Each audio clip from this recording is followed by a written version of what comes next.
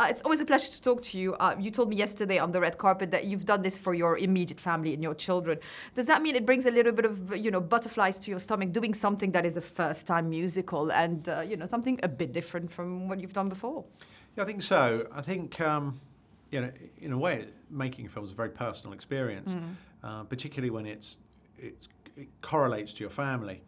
There's 5 kids in the house, so it's inevitable that you're influenced by the entertainment that they are influenced by. So in that sense, it's a personal journey because I'm arguably just out to pander to the entertainment of my children.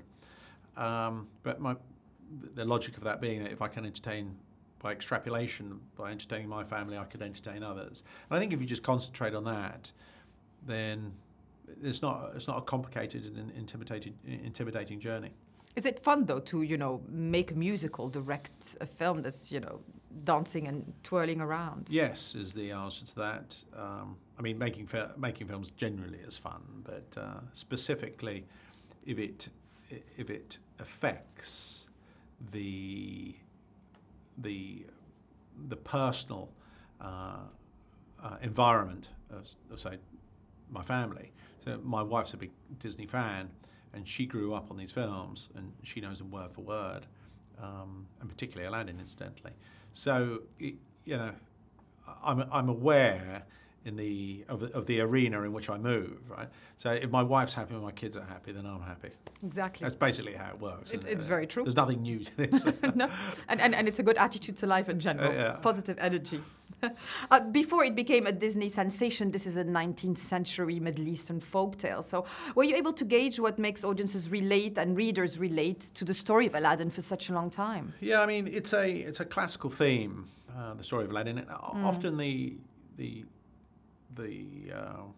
spiritual essence of the parable, if you will, is overlooked, and it's a consistent theme in most narrative, but conspicuously, I think, in Aladdin, that it's really about acceptance of self and all the illusions that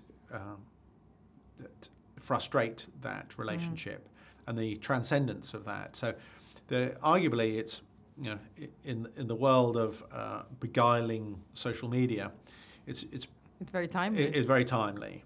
That you can't help but try and find yourself outside of yourself, and in this sense, that the 3 wishes are ultimately the 3 wishes that you don't want, and it feels like that evil in this sense is looking for respect from others, and that's who Jafar represents. His affirmation from outside of himself. So, in that sense, it is timely, and it's easy to get distracted by the music and the jazz hands, if you will, and the entertainment. But ultimately, there really is some meat on the bone of this narrative.